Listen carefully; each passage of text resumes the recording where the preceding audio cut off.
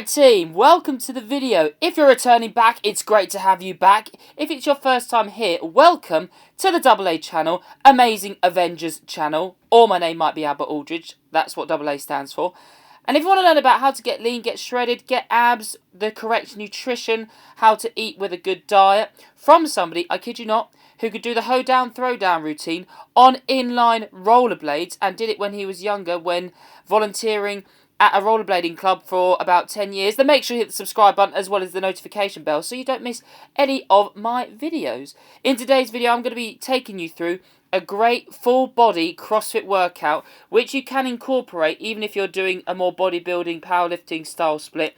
It's going to help you to build muscle, give you different stimulus on the body to be able to build new lean muscle tissue, help you get fitter, get stronger and get leaner at the same time. And then I'm going to show you about how you can get abs in 5 minutes, and it's a little bit of a trick, okay? It'll be interesting to hear your opinions when you've watched the whole of this video. So at the start, I did an EMOM, so I've shown you the first round here by putting a timer on there as well. On the first minute, you do 12 burpees, so make sure you get chest to floor, then arms above head as you get to the top. Then on the second minute, I did 12 pull-ups, so they don't have to be all in a row. You could do 8 and then 4 if you have to. And then after that, I did 12 thrusters on the third minute with 22.5 kilo dumbbells in each hand. Again, 12 reps. And I did that for 5 rounds, so for 15 minutes.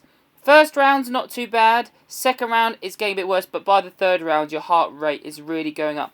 By the end of this, I got a really good sweat on. Felt really pumped, especially in the chest and shoulders, just because the amount of shoulder work you have to do with it. Also, you have to do your legs because you're squatting a lot with the thrusters. And you'll be able to complete 60 pull-ups, 60 burpees, and 60 dumbbell thrusters in the space of 15 minutes. Honestly, EMOMs are probably my favourite style of workout because it's a great mental test and you're able to complete a lot of work in the space of, say, 15 minutes or 10 minutes, depending on how long the EMOM is. And plus, you're able to kind of measure your fitness and where it's at. So, I remember before I used to do a 10-minute burpee EMOM, and I think I started at 10, and then eventually got up to 16, 17 before I was reaching my limit. I did film a few more of the burpees, but obviously Dana loves to get involved with some of these burpees, and I was having to do them around her. I nearly kicked her. I felt a little bit guilty, but Dana never complies with any of the exercises I try and make her do. She just likes to walk off. So this was the start of the workout. In the bottom left hand of the screen, you're seeing some squats that I did earlier on in the day. I did 8 sets of 5 squatting with 142 kilos-ish on the bar. Obviously, I'm not counting the resistance band or anything like that. My bar actually can hold up to 160 kilos, but I only have weights that go up to 142. The 8 sets of 5, I did the same rep scheme and sets with the same weight last week, but it took me a lot shorter period of time to be able to complete the 8 sets of 5. So I was seeing that as progress, and then I was doing this workout later on in the day. So after the EMOM, I moved on then to doing some pull-ups and then some weighted pistol squats. I'm quite enjoying doing some weighted pistols on a Monday, just doing it once per week, a session focused on it.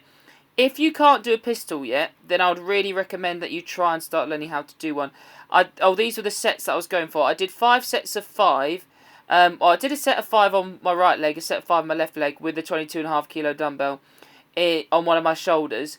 And then this is where you're seeing me use it on my left leg, and my left leg is a lot weaker than my right leg, and it's where I have a little bit of knee pain sometimes, but I've not felt it for ages recently, so it's been really good. So I did 5 sets of 5 with a 22.5 kilo dumbbell weighted pistol squat on my left leg. That felt really good. And if you have any knee pain, that usually is the result of an inactive glute. That's not in every case, but that's quite common.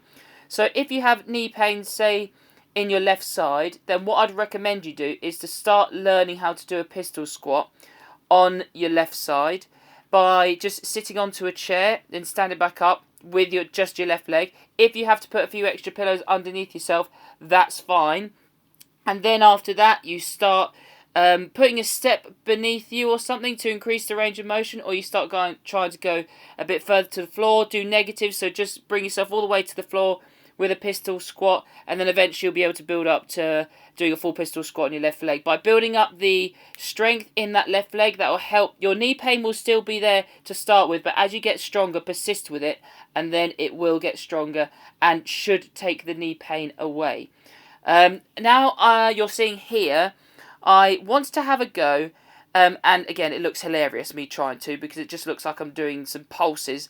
I had a go at some parallel handstand push-ups. So I'm doing a lot of different types of stimulus in the handstand push-up position to try and get my shoulders stronger.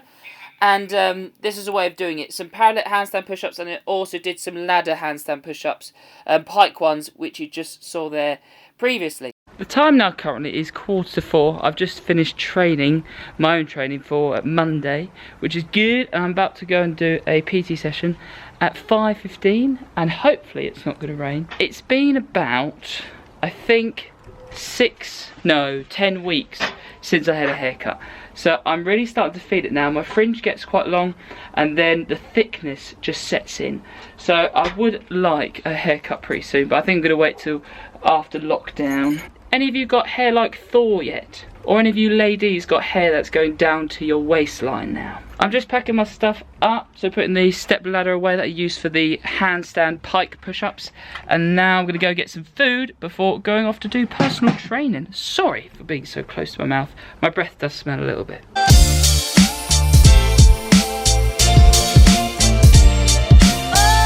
Alright team, nearly 8 o'clock, shut up. That's the tumble dryer that loves to say, hello, you need to get stuff out from me now. Very annoying. I've just been doing personal training sessions, and I got some chocolate rice cakes from Lidl. 9 in a pack for £1.19. Insane. You can't go wrong with Lidl. I need to be sponsored by them. Before I show you how you can get abs literally in like 5 minutes, I'm going to do something I haven't done on the channel for about 1 to 2 years. I'm going to go ahead and take my blood pressure and check my resting heart rate just to see what it is. You may be actually quite surprised with the result I get, and I'm going to explain to you why I get the result I get and the different types of athletes you come across just in sport. Hey team, I've got my interrogation light. Did you commit the crime? Did you steal the rice cakes from Lidl? I promise I didn't! Or are you the guy who ate 100 caramel Snacker Jacks and 100 chocolate Snacker Jacks in one sitting? I promise I didn't! Here I've got my trusty blood pressure monitor. It takes your systolic and diastolic blood pressure, so the overall reading is telling you how efficient your heart is at pumping blood around the body. Typical reading for a healthy male or female is 120/80, and then heart rate, a healthy heart rate generally for somebody who's 24, male, would be probably around the 65 to 70 age category. I'll chuck the actual stats up on the screen because I need to check them just in case. But I'm going to check this now. I'm hoping it's going to be lower than that. Got to put it up on my left elbow. And you get a pretty insane pump from something like this because it constricts your arm. So restricts blood flow in the forearm, and then you see your veins pop out. It's pretty cool.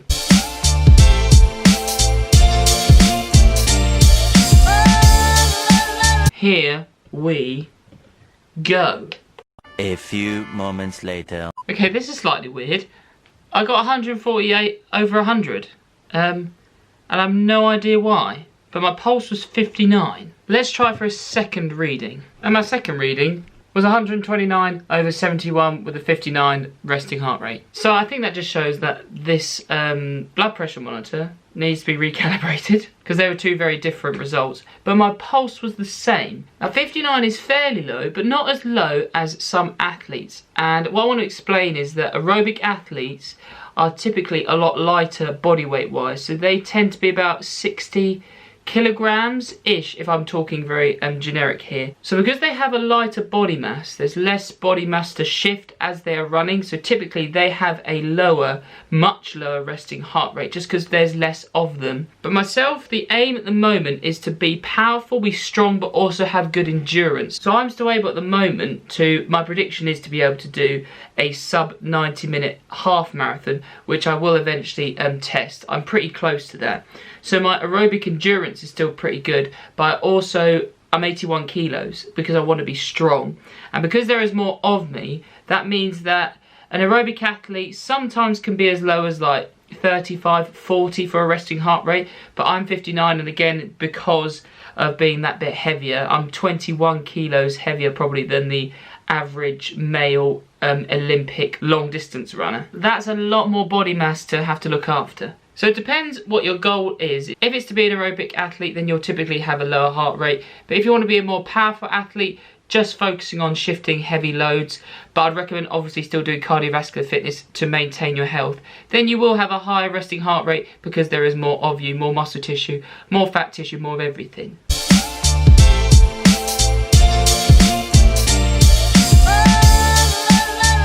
Now here, I'm going to show you how I managed to get abs in 5 minutes, and it's to show you about how on social media they can use editing filters, and some people can do transformation photos before and afters literally a few minutes apart, which is crazy. So you saw me here, I put on the light that you saw just in the previous clip, which is shooting right onto the physique. So it's washing me out, and it's not showing any striations. This is me flat. I'm not tensing my abs. I'm relaxing. I'm not pushing my belly out, but I'm not consciously trying to contract my abs. I'm literally just being relaxed, showing you some side poses and some back poses. There's some people might say this is still a good physique, but I just want to show you about how light can wash out physique if you position it in the wrong place. But then after this, I only literally had some violin cases just around to do some curls with. I think the dumbbells are downstairs, but I wanted to just get a pump on with the instruments. So what I focused on after this was got a bit of a pump on in my biceps by doing a few curls with my violin cases from before. Don't worry, I didn't damage any of the instruments. And I did a few different angles so I could stimulate different muscle fibres in the brachialis and the biceps. And I was really trying to make sure that I kept my abs contracted as I was doing this, kept my chest nice and tense. Then after them, I did 30 push-ups just to get a lot of blood flow into the chest area and into the triceps, because that is key, especially as a natural athlete, to be able to look really full when you're trying to take an after photo. And that was also going to help get my shoulders quite pumped. And you probably see this quite a lot on Instagram, but it's quite useful, I've found, to be able to have somebody take you through what somebody might do to be able to get a pumped up looking physique before taking an after photo. So I did 30 push-ups, didn't quite go to failure, got a lot of blood flow in there. Then I positioned the camera up again, and because I had a bit of blood flow into the area, the veins would be able to stick out a bit more. I turned off the light that was pointing straight onto me, and I put on the light just above me so it could create some down shadows, because the down shadows help to show off a few more striations. I mean, my body fat percentage at the moment is probably anywhere between 12 and 13%, I would say. And just getting a good position underneath the light helps to show off any striations. So like striations in the back that you wouldn't see with a light pointing straight onto you. But if we have both physiques next to each other, you can see that the abs are much more defined in the second photo than the first photo.